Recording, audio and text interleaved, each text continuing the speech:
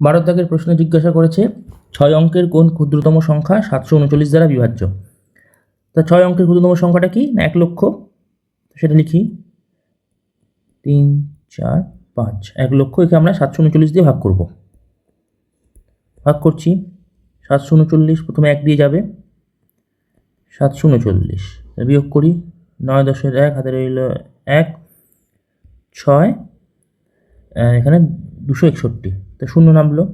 এবার দেখো 7 3 21, 3 দিয়ে যাবে 3 9 27 7 হাতে রইল 2, 3 3 9 2 11 1 হাতে রইল 1, 3 7 21 আর 1 22, তো 7 10 3 হাতে রইল এখানে 1 2, তাহলে এখানে 9, এখানে 1 এলো, তাহলে 3 393। এবার শূন্য নামলো।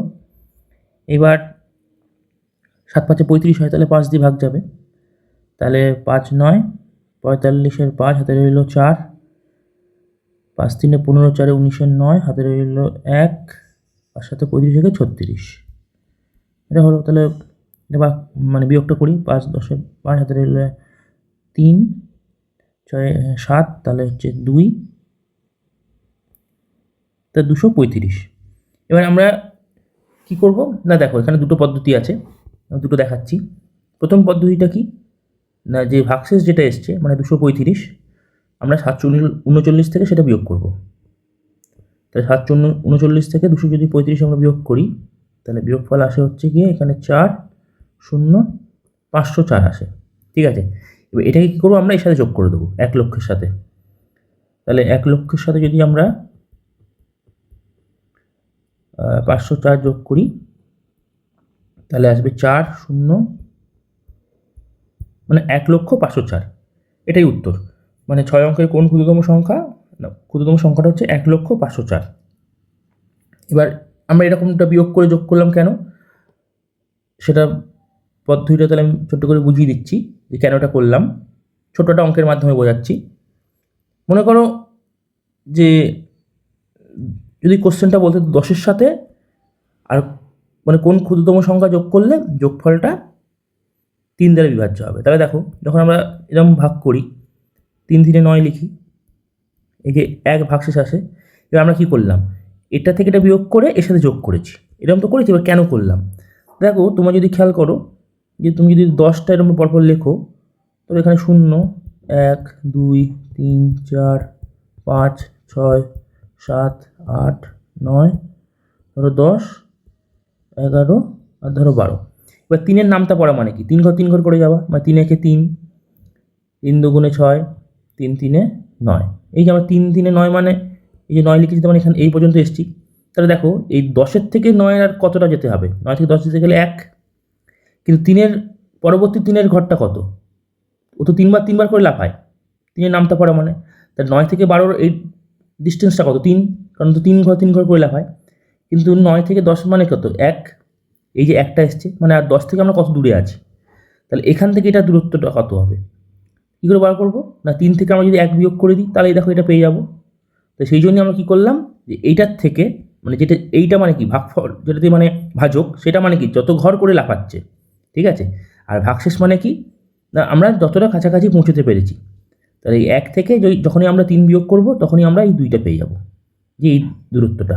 ঠিক আছে, ওই জন্যই আমরা কী করেছিলাম খেয়াল করো, যে এই 739 থেকে 235কে বিয়োগ করেছি, বিয়োগ করে যেটা পেয়েছি সেইটাই আরও যেতে হবে আর কি, অতটা গেলেই তাহলে আমি পরবর্তী এই 739-এর একটা গুণিতক পাবো। তাহলে এটা হচ্ছে এটা একটা পদ্ধতি। আরেকটা পদ্ধতি কী হতে পারত সেটাও দেখিয়ে দিচ্ছি। দেখো আমরা কি করেছিলাম, যখন ভাগ করেছিলাম ভাজক দিয়ে, আমাদের ভাগফলটা কত এসেছিলো 135 এসেছিলো। 135 দিয়ে যখন আমরা ভাগ করেছি, তখন সে 1 লক্ষের থেকে ছোট হয়েছে। আমরা চাইছি কি 1 লক্ষের থেকে বড় হতে হবে, কারণ কি 6 অঙ্কের সংখ্যাটা 6 অঙ্কের হতে হবে।